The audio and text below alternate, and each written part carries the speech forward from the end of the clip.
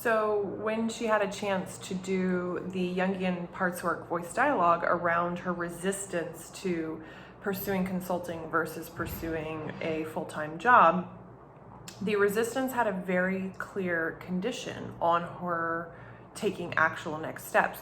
The very clear condition was that she needed to hit a certain number every month and have that locked in the contract in order to allow that resistance to dissolve or soften a little bit.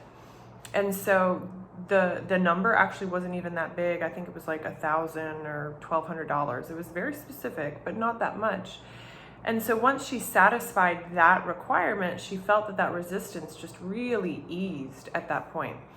And that's the power of resistance and the power of what can happen for us when we embrace it instead of just like running roughshod over it. Because again, if someone tells you just to ignore your resistance and act anyway, they are not equipped to have the capacity to help you through that process, and they don't understand the trauma that can result if you do just ignore your resistance and act regardless. So resistance is an important component in why we don't actually do what we say we're going to do, and it's one that we need to come at with a little bit more nuance and gentleness and care. So more. There's lots of reasons why we humans don't do what we say we want to do. So the next one is one I've talked about at length, like I have resistance, and it's called readiness. And readiness is my concept. It's an equation. Readiness equals ripeness plus timing. And when we're not ready, which means we don't have the ripeness and the timing working together, then it's really hard to take action. So ripeness plus timing. Ripeness is essentially our internal capacities, our internal skill sets. I might want to write a book very, very much, but do I actually have the internal capacities or the knowledge right now if it's going to be a nonfiction book? Or am I tapped into my creative well right now if it's going to be a fiction? And sometimes we have to allow our capacities, our internal capacities and skill sets, to perspectives even, to ripen to sweetness for harvesting. And if we try to move forward before that is ready, then the fruits of our labor are bitter and sour and not yummy. So ripeness is super important. That's the internal space. The other piece that often is in play that we don't, I think, talk about enough when it comes to human performance, if you will, is timing. Like, is the external timing, our external circumstances working in synchronicity, conspiring to get us towards our goal? So for example, that person who wants to write a book, maybe they've allowed those internal capacities to ripen a bit. And let's look at their external. Well, they happen to be caregiving, let's say, for a special needs child and an elder. Now, a very typical approach to getting moving through blocks, if you will, is to say, just keep going, just do it anyway, without a nuanced snapshot of like, what's really going on? Is working on the book while you're trying to caregive for yourself and then 2 other dependents, is that the right timing? And if it's not, how long will it be till it changes? And if it's not, what can you do in the meantime to prepare yourself for when it does change? Now, there are going to be people who say the timing is never right. I disagree with that statement fundamentally, but we will always find excuses. But allowing timing to support us versus working against it is something that, guess what it requires? Self-trust. And so the people, I think, who are like, do it now, you must do it now. If you don't do it now, then when? Like, I understand where they're coming from. They're just trying to help people get past their blocks. But what they're ignoring is that the blocks are actually such a wonderful part of the journey, and there is so much to be gained by engaging with them in a different way. And whether it's resistance, whether it's the emotional payoff you're getting from being in fantasy, whether it's waiting for the right time to come because you trust that the timing will come, you know, all those things require incredible amounts of spiritual maturity and self-trust. And So I think that we owe it to ourselves to do the harder work of discerning what's really going on here with me, with this particular desire. What's really keeping me from achieving it? And am I meeting it with gentleness? Am I meeting it with curiosity? Am I meeting it with wisdom and with trust? And when we can answer those in the affirmative, then we can start to move forward. So the unequivocal, like, just go, just start doing it, just get it done. I'm never going to be on board with that, basically, unless there's a very good reason for it.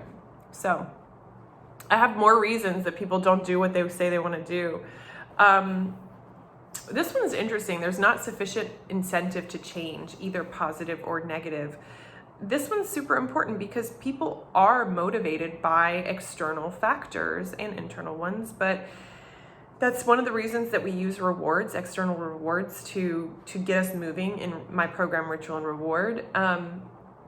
If there's not a sufficient proof, if you will, that the change is going to yield a positive outcome, then it can be hard to get moving. Likewise, if it's decreasing a negative, if it doesn't feel like it's going to make that big of a difference, a lot of people aren't going to move on it, right?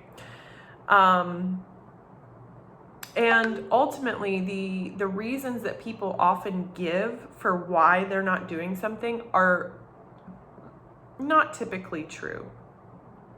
So the reasons tend to be, I don't have enough time, I don't have enough money, I don't have enough space, right? Those are really common. And what really is in play is all of the other facets of what we just talked about. And so when I created the concept of the Gentle 30, I created it as an antidote really to overwork, to over demanding things from ourselves, and knowing that I still want to support myself and my body and my development in a specific way. That included 3 components that tended to get pushed by the wayside. Those components are movement, meditation, and creativity. And I do each one of those on a regular basis, and I knew that I wanted to do them more. So I had to engage with, like, okay, well, what's keeping me from doing them? And that's when I came up with this list, because this list applies to all of those things: meditation, movement, and creativity. And it has nothing to do, in fact, with time, money, or space. So so that's why I engaged with what is keeping me from doing the things I say I want to do. And I hope that this dive into how we justify our actions or holding away from ourselves our dreams, that's what we're really doing, that we have very good reasons for it, so that we can have a bit of compassion towards ourselves, so that we can come alongside our expectations, our fantasies, our dreams, our resistance, our readiness, and in the process of interrogating those reasons that we don't do the things we say we want to do, we can become better humans, but also we can start being very conscious and deliberate about the steps we do want to bring into reality. Oh, and that's something I should say. Not everything is meant to be brought into reality. It's meant to stay a fantasy. And that goes back to the discernment conversation of, like, do I really want to do that? I'm not sure. And if we're not sure, it's okay to test it out, and you don't have to follow through with it. That's cool too. Because sometimes our idea of what we want is very different when it plays out in the physical realm. And then we're like, oh, that's weird. I feel very strange because I thought it was going to be this thing and now it's not. I have a whole story around that, but this is a long video, so I'll save that story for another time. But that is around bringing in a whole bunch of the things that I had in my ideal life and then being like, this is not really my ideal life. So I'll talk about that later. In any case, tell me what you are not doing that you wish you were doing. Tell me the dream that you haven't started moving towards in the way you would like. I want to know what it is.